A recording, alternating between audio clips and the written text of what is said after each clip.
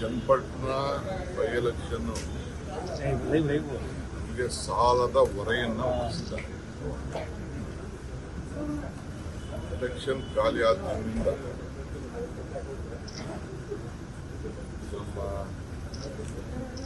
ಆಂಜನೇಯ ದೇವಸ್ಥಾನ ಕೆಂಗಲ ಆಂಜನೇಯ ದೇವಸ್ಥಾನಕ್ಕೆ ಹೋಗಿ ಪ್ರಾರಂಭ ಮಾಡಿ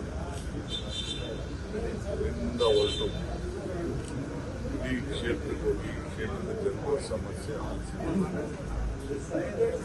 ಅವ್ರು ಏನೇನು ಮಾತು ಕೊಟ್ಟಿದ್ದು ಫಸ್ಟ್ ಆ ಮಾತನ್ನ ಇಂಪ್ಲಿಮೆಂಟ್ ಮಾಡ್ತಾರೆ. ಅವ್ರಿಗೆ ಸೈಟ್ದು ಮನೆಗಳದು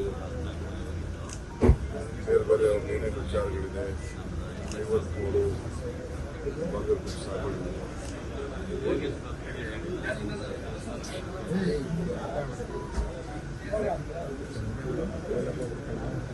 ಸೈಟು ಇವಾಗ ರೋಡು ಕೆಲವು ನೀರಾವರಿ ಇದು ಇವೆಲ್ಲ ಸಮಸ್ಯೆಗಳೆಲ್ಲ ಇದೆ.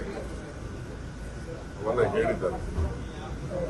ನಾನು ನಿಜದ ಬಗ್ಗೆ ಬೆಳಗಾಂ ಮತ್ತು ಒಳಗಡೆ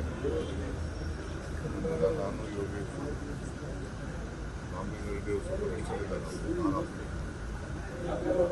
ನಾವೇ ಹೋಗಿ ಚರ್ಚೆ ಮಾಡಿ ಎಲ್ಲ ಪರಿಶೀಲನೆ ಮಾಡಿ ಒಂದು ರಿವ್ಯೂ ಮಾಡಿ ಅಧಿಕಾರಿಗಳನ್ನ ಚಾಲನೆ ಅಷ್ಟು ಕೆಲಸ ಆಗಿದೆ. ಆ ಕೆಲಸನ ನಾವು ಮಾಡ್ತೀವಿ. ಈ ಮಧ್ಯೆ ನಮಗೆ ಭಾಳ ಜನ ಸಹಾಯ ಮಾಡಿದ್ದಾರೆ. ಎಲ್ಲ ಪಾರ್ಟಿಯವರು ಮಾಡಿದ್ದಾರೆ. ಕಾಂಗ್ರೆಸ್ ಇದಕ್ಕೆ ಬರೀ 16,000 ಲಾಸ್ಟ್ ಕೆಲಸ ಪಾರ್ಲಿಮೆಂಟ್ ಸ್ವಲ್ಪ ಜಾಸ್ತಿ.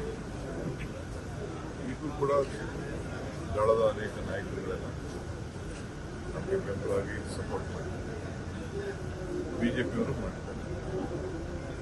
ಬಿಜೆಪಿಯವರೆಲ್ಲ ಬಂದು ನಮ್ಮ ಜೊತೆ ಬೆಂಬಲ ನಿಂತ್ಕೊಳ್ಳಿಲ್ಲ.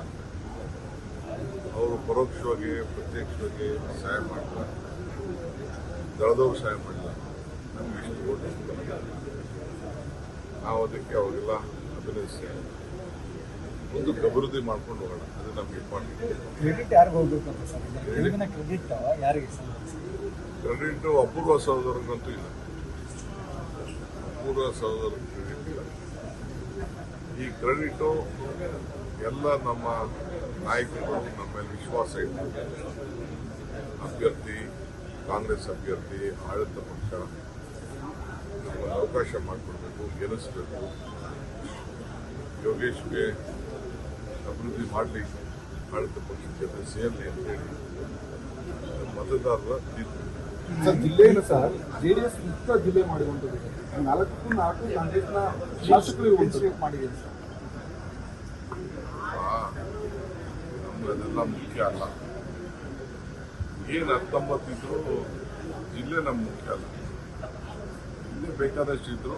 ಈಗ 19 ಆಗಿದ್ದು, ಈಗ 18 ಆಗಿದ್ದಾರೆ ಅಷ್ಟೇ. ಒಂದಷ್ಟು ಒತ್ತಾಯಗಳು ಕೂಡ